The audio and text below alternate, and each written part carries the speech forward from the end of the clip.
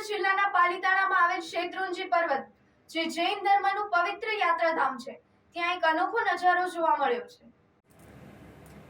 પાલીતાણા શેત્રુંજી પર્વતની પગદંડી પર 4 સિંહોની લટાર.